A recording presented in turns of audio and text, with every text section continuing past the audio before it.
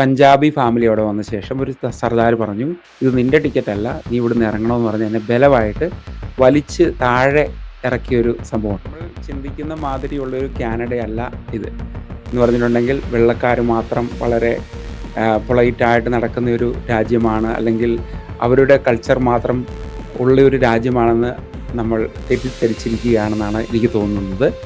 ഒരു സംഭവം കൂടെ പറഞ്ഞുകൊണ്ട് ഞാൻ നമ്മുടെ ന്യൂസിലോട്ട് കടക്കാം.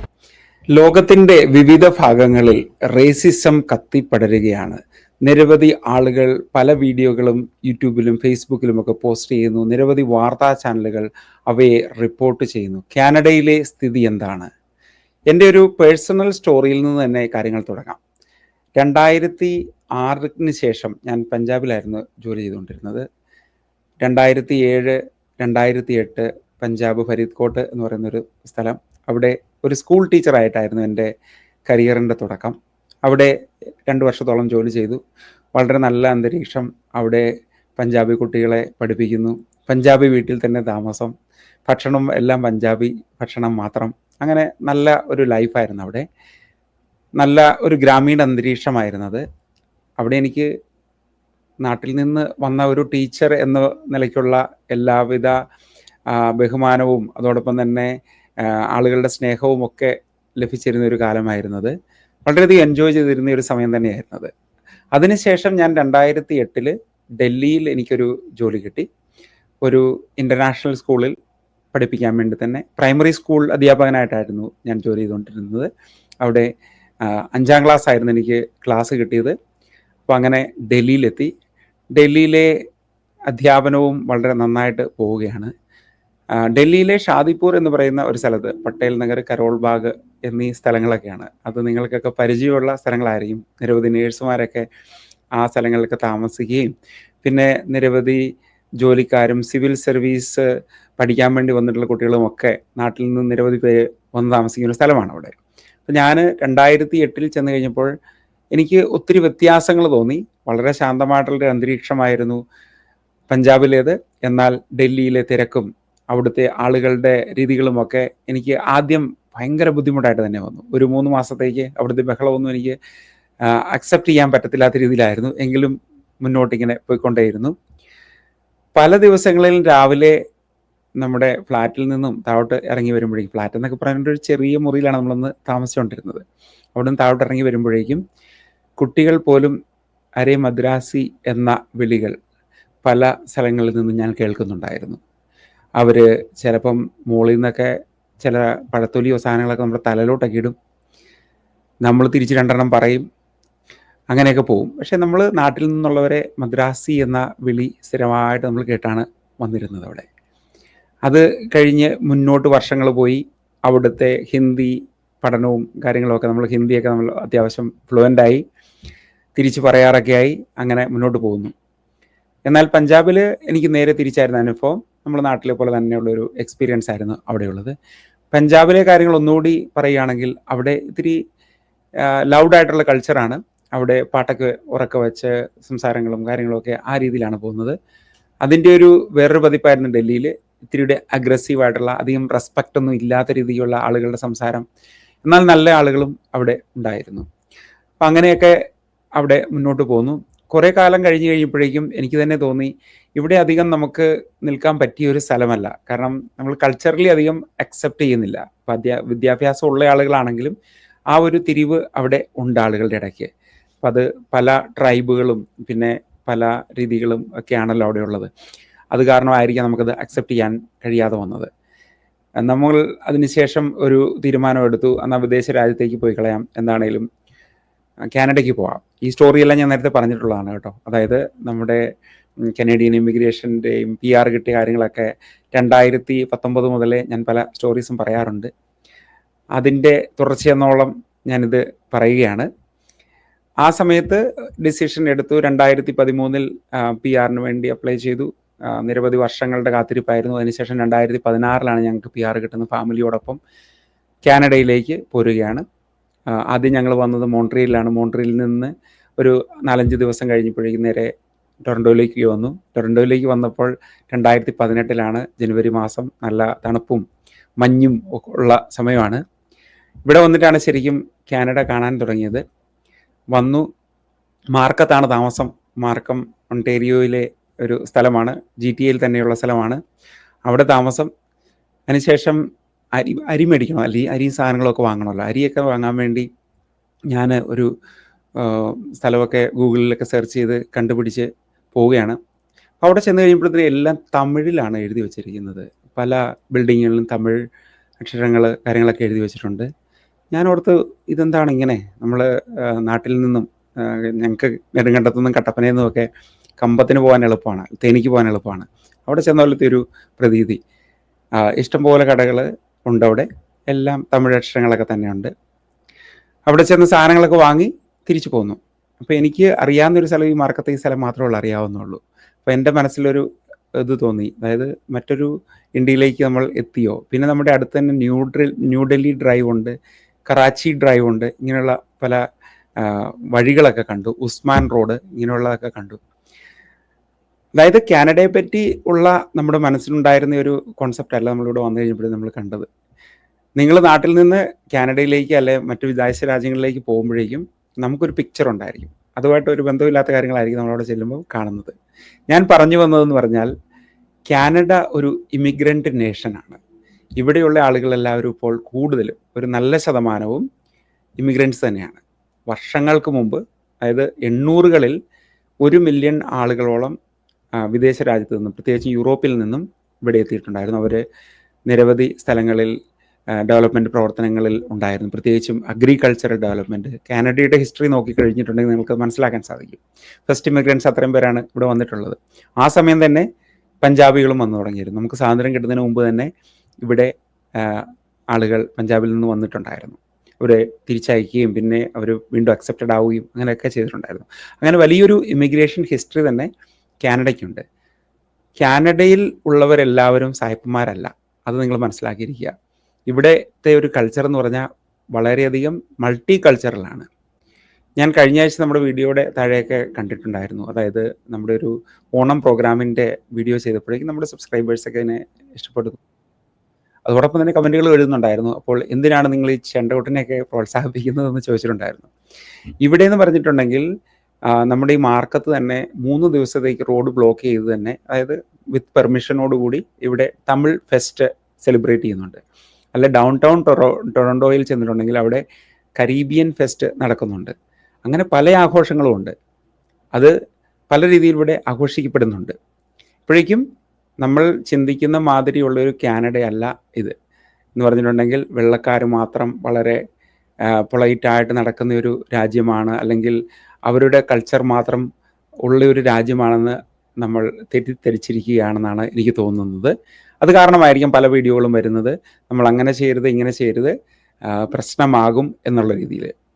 എനിക്ക് പറയാനുള്ള ഒരു കാര്യം എന്ന് പറഞ്ഞിട്ടുണ്ടെങ്കിൽ, എൻ്റെ എക്സ്പീരിയൻസിൽ ഞാനിപ്പോൾ വന്നിട്ട് ഇപ്പം 8 വർഷമായി കുടുംബമായിട്ട് വന്നിട്ടുള്ളൂ. എനിക്ക് പേഴ്സണലായിട്ട് ഒരു റേസിസ്റ്റ് കാര്യങ്ങളും ഇവിടെ ഫേസ് ചെയ്യേണ്ടതായിട്ട് വന്നിട്ടില്ല, തുറന്നു പറയുകയാണ്. എനിക്ക് ഡൽഹിയിൽ വെച്ച് എനിക്ക് ഫേസ് ചെയ്യേണ്ടതായിട്ട് വന്നിട്ടുണ്ട്, അല്ലെങ്കിൽ മറ്റ് സംസ്ഥാനങ്ങളിൽ വെച്ച് ട്രെയിനിൽ വെച്ച് ഫേസ് ചെയ്യേണ്ടതായിട്ട് വന്നിട്ടുണ്ട്. ഒരു പ്രാവശ്യം ഞാൻ ഉദാഹരണം പറഞ്ഞിട്ടുണ്ടെങ്കിൽ, ഞാൻ ടിക്കറ്റ് ബുക്ക് ചെയ്ത് പഞ്ചാബിൽ നിന്നും ഡൽഹിയിലേക്ക് പോകുന്ന സമയത്ത് ഒരു പഞ്ചാബി ഫാമിലി അവിടെ വന്ന ശേഷം ഒരു സർദാർ പറഞ്ഞു, ഇത് നിൻ്റെ ടിക്കറ്റ് അല്ല, നീ ഇവിടുന്ന് ഇറങ്ങണമെന്ന് പറഞ്ഞ് എന്നെ ബലമായിട്ട് വലിച്ച് താഴെ ഇറക്കിയൊരു സംഭവമുണ്ട്. എന്നിട്ട് ഞാനവിടെ തിരിച്ചു കയറി കിടന്നു. പക്ഷേ രാത്രി മൊത്തം അവരെൻ്റെ കാലെ പിടിച്ച് വലിക്കുകയും എൻ്റെ ഷൂസ് വലിച്ചൂരി പുറത്തെറിയുകയും ചെയ്ത സംഭവം ഉണ്ടായിട്ടുണ്ട്.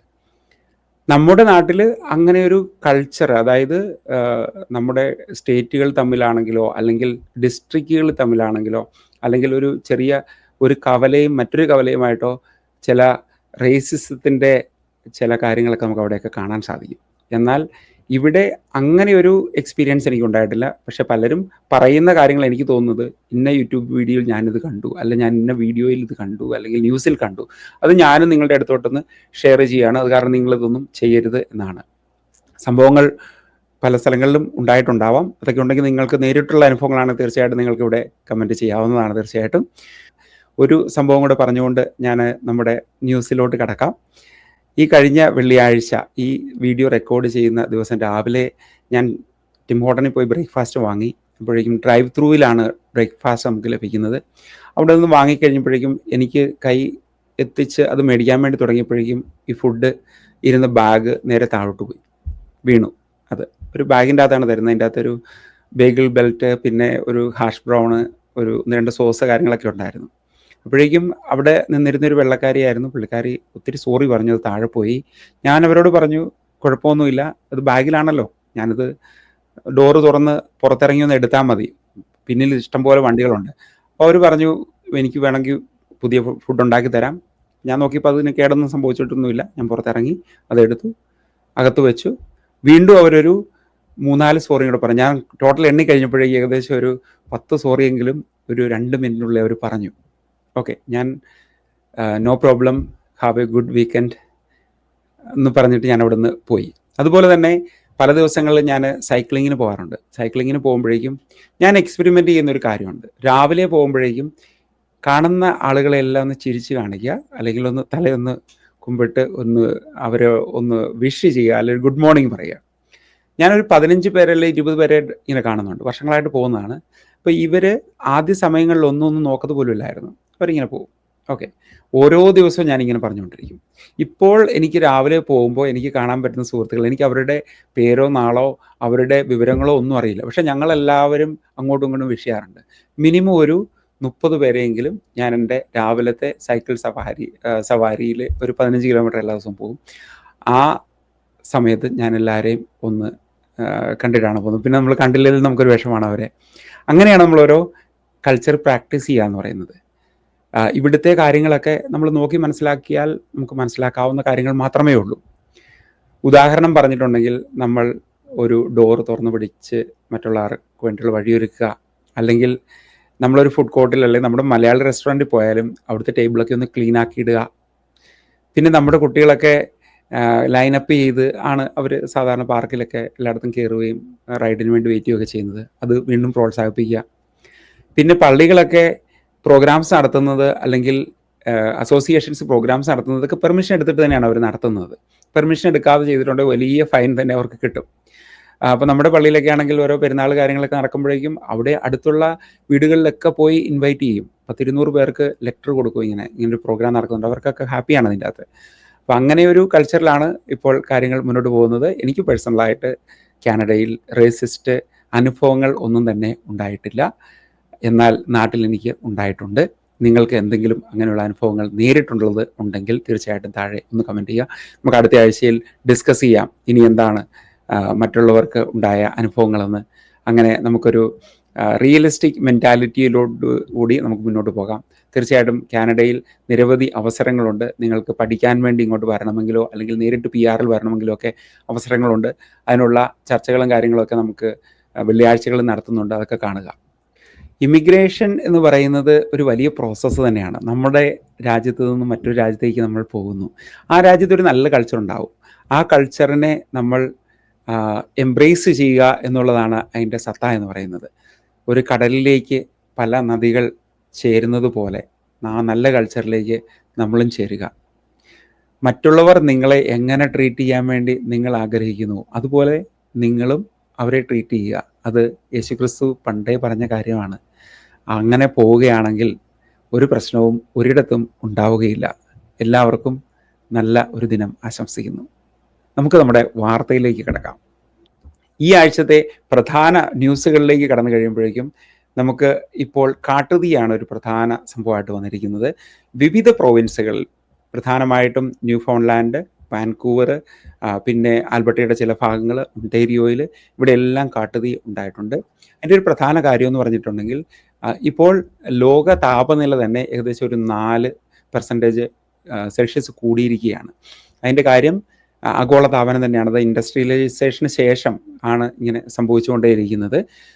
എല്ലാവരും കോഷ്യസ് ആയിട്ടിരിക്കുക. കാരണം എന്ന് പറഞ്ഞിട്ടുണ്ടെങ്കിൽ ഇപ്പോഴാണ് പല കോട്ടേജ് ട്രിപ്പുകൾക്കൊക്കെ ആയിട്ട് ആളുകൾ പോകുന്നുണ്ട്. ആ സമയത്തൊക്കെ ഇവാക്യുവേഷൻ ഓർഡറൊക്കെ ഉള്ള സ്ഥലത്താണെങ്കിൽ നിങ്ങൾ പോകുന്നത് സൂക്ഷിക്കുക. അതോടൊപ്പം തന്നെ ന്യൂസുകളൊക്കെ കൃത്യമായിട്ട് കേൾക്കുക. അടുത്ത പ്രധാന കാര്യമെന്ന് പറയുന്നത് ഇപ്പോഴത്തെ നമ്മുടെ താരിഫ് കാര്യങ്ങൾ തന്നെയാണ്. താരിഫുമായിട്ട് ബന്ധപ്പെട്ട് കഴിഞ്ഞ ആഴ്ചയിൽ ഞാൻ പല കാര്യങ്ങളും പറഞ്ഞിട്ടുണ്ടായിരുന്നു. ഇന്ത്യയിലുള്ള താരിഫിൻ്റെ പ്രശ്നങ്ങളൊക്കെ നിങ്ങൾക്ക് നേരിട്ട് അറിയാവുന്നതാണ്. നമ്മൾ സാധാരണയായിട്ട് നമ്മുടെ ന്യൂസ് ചാനലിൽ കേരളത്തിലെ ന്യൂസുകൾ പറയുന്നില്ല, കാരണം നിങ്ങൾ പല ചാനലുകളിൽ കൂടി ഇതെല്ലാം കേൾക്കുന്നതാണ്. അത് കാരണം ആണത് റിപ്പീറ്റ് ചെയ്യാതിരിക്കുന്നത്. കാനഡയിലെ ഇപ്പോഴത്തെ സ്ഥിതിയിൽ 41,000 പേർക്കോളമാണ് ജോലി ജൂലൈയിൽ നഷ്ടപ്പെട്ടിരുന്നത്. അത് ഇപ്പോഴും തുടർന്നുകൊണ്ടേയിരിക്കുകയാണ്. അതിൻ്റെ ഒരു പ്രധാന കാര്യം എന്ന് പറഞ്ഞിട്ടുണ്ടെങ്കിൽ പല ഇൻഡസ്ട്രിയെയും അത് അഫക്റ്റ് ചെയ്തിട്ടുണ്ട്. ഇപ്പോൾ സ്റ്റീല്, അലുമിനിയം, മറ്റ് ലോഹവസ്തുക്കളുമായിട്ട് ബന്ധപ്പെട്ടുള്ള താരിഫ് കൂടിയിരിക്കുന്നു. അതോടൊപ്പം തന്നെ ലംബർ ഇൻഡസ്ട്രി എന്ന് പറയുന്നത്, അതായത് തടിയാണ് ഒരു പ്രധാന കയറ്റുമതി കാനഡയിൽ നിന്നുള്ളത്. അത് അമേരിക്കയിലോട്ട് പോകുന്നതാണ്. 6.4% നേരത്തെ ഉണ്ടായിരുന്ന നികുതി, അത് 14 സംതിങ്ങിലോട്ടെത്തി. ഇപ്പോൾ കാനഡ അതിൻ്റെ നികുതിയായിട്ട് അടയ്ക്കുന്നത് ഏകദേശം 32% എത്തിയിരിക്കുകയാണ്.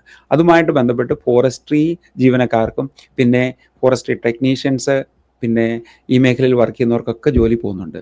അതിലേക്കൊക്കെ സഹായവുമായിട്ട് പല ഗവൺമെൻറ്റുകളും വന്നിട്ടുണ്ട്. ഇപ്പോൾ ഓരോ പ്രൊവിൻഷ്യൽ ഗവൺമെൻറ്റുകളും അതിനുവേണ്ടിയുള്ള ട്രെയിനിങ് സഹായങ്ങളൊക്കെ കൊടുക്കുന്നുണ്ട്. ഏതെങ്കിലും ജോലി ആർക്കെങ്കിലും നഷ്ടപ്പെട്ടിട്ടുണ്ടെങ്കിൽ തീർച്ചയായിട്ടും കനേഡിയൻ സ്കിൽസിനെ നിങ്ങൾക്ക് കോൺടാക്ട് ചെയ്യാവുന്നതാണ്. പല അവസരങ്ങളും ജോബ് സ്വിച്ചിങ്ങിലൂടെയും അതോടൊപ്പം തന്നെ ജോബ് ഹെൽപ്പിലൂടെയൊക്കെ നിങ്ങളെ സഹായിക്കാനുള്ള കൗൺസിലേഴ്സ് നമുക്കുണ്ട്.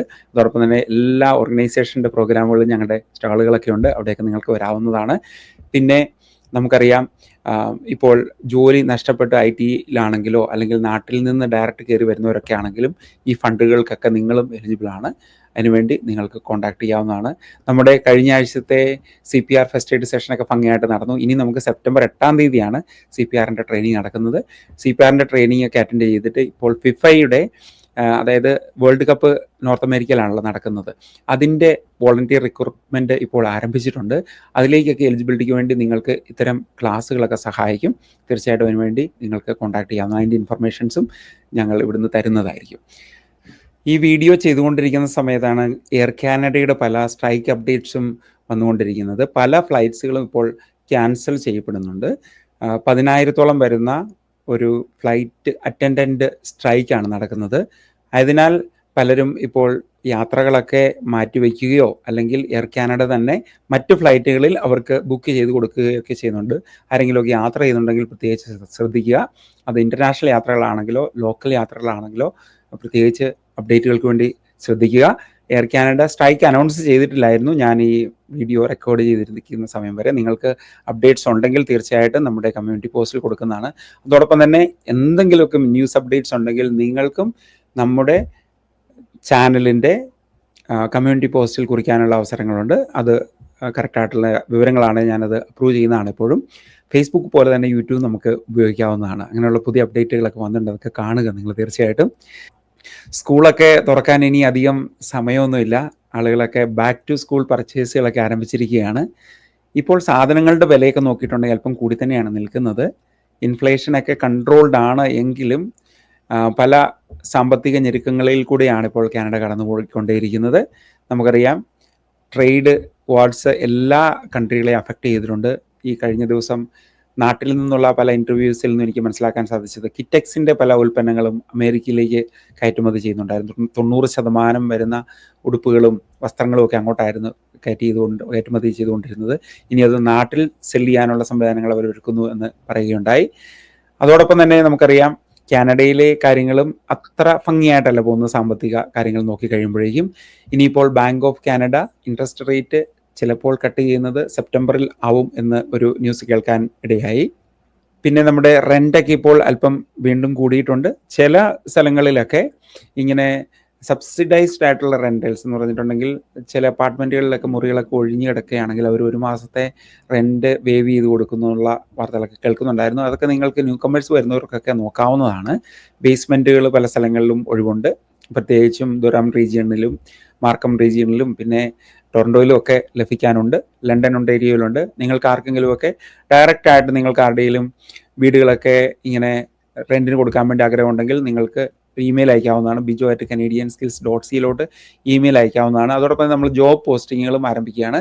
നമുക്ക് ഈ ആഴ്ചയിലെ തൊഴിൽ വാർത്ത നോക്കി കഴിയുമ്പോഴേക്കും നമുക്കൊരു ജോബ് പോസ്റ്റ് അവൈലബിൾ ഉണ്ട്. അത് ലൈറ്റ് ഇൻസ്റ്റലേഷന് വേണ്ടിയുള്ള ഒരു ജോബ് പോസ്റ്റാണ് വന്നിരിക്കുന്നത്. അതിൻ്റെ വിവരങ്ങൾ കമ്മ്യൂണിറ്റി പോസ്റ്റിൽ കൊടുത്തിട്ടുണ്ട്. അത് നിങ്ങൾക്ക് വായിച്ച് മനസ്സിലാക്കാവുന്നതാണ്. ഇമെയിലിലോട്ട് നിങ്ങൾക്ക് CV അയക്കാവുന്നതാണ്. നമ്മുടെ വാർത്തകളും വിശേഷങ്ങളും ഇത്രയൊക്കെയാണ്. ഇനി അടുത്ത ആഴ്ച നമുക്ക് കാണാം. ഇനി അടുത്ത 23 പല ഓണാഘോഷങ്ങളും നടക്കുന്നുണ്ട്. സെൻറ്റ് തോമസ് ഒണ്ടേരിയോയിൽ കാസ്ട്രോയുടെ പ്രോഗ്രാം നടക്കുന്നുണ്ട്. സഡ്ബറി മലയാള സമാജത്തിൻ്റെ പ്രോഗ്രാംസ് സഡ്ബറിയിൽ നടക്കുന്നുണ്ട്. തണ്ടർ ബേ മലയാള സമാജത്തിൻ്റെ പ്രോഗ്രാംസ് നടക്കുന്നുണ്ട്. സെപ്റ്റംബറിൽ മഹാഓണം നടക്കുന്നുണ്ട്. അങ്ങനെ നിരവധി ആഘോഷങ്ങൾ ഇവിടെ നടക്കുന്നുണ്ട്. എല്ലാത്തിലും പങ്കുചേരുക. ഇത്രയൊക്കെയാണ് ഈ ആഴ്ചത്തെ വാർത്തകളും വിശേഷങ്ങളും. നമ്മൾക്ക് അടുത്ത ആഴ്ചയുള്ള നമ്മുടെ ലൈവ് സെഷനിൽ വീണ്ടും ഒരുമിച്ച് ചേരാം. ക്വസ്റ്റ്യൻസ് ഒക്കെ ചോദിക്കാം.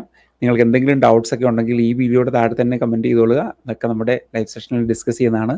എല്ലാവർക്കും ഒരു നല്ല ദിവസവും ചെയ്യുന്നു. Thanks for watching. ബൈ.